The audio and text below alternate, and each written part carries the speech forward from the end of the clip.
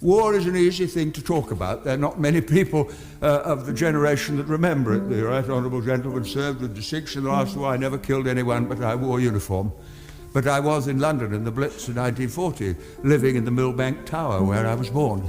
Some different ideas have come in since. And every night I went down to the shelter in Thames House. Every morning I saw Dockland burning. 500 people were killed in Westminster one night by a landmine. It was terrifying.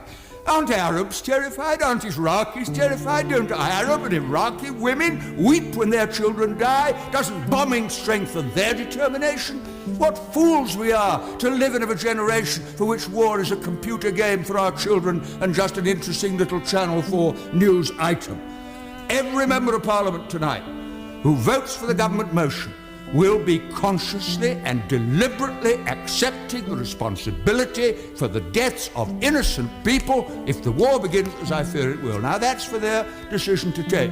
But this is a quite unique debate in my parliamentary experience where we're asked to share responsibility for a decision we won't really be taking, with consequences for people who have no part to play in the brutality of the regime which we are dealing with. And I finish with this. On October the 24th, 1945, and the former Prime Minister from Bexley, Old Sidcup, will remember it, the United Nations Charter was passed.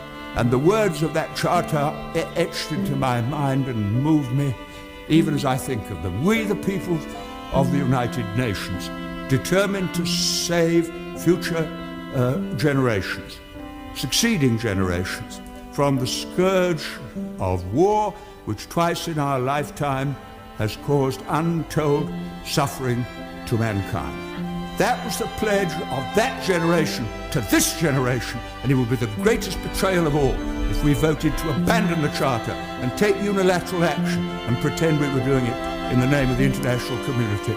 And I shall vote against the motion for the reason that I've given the House.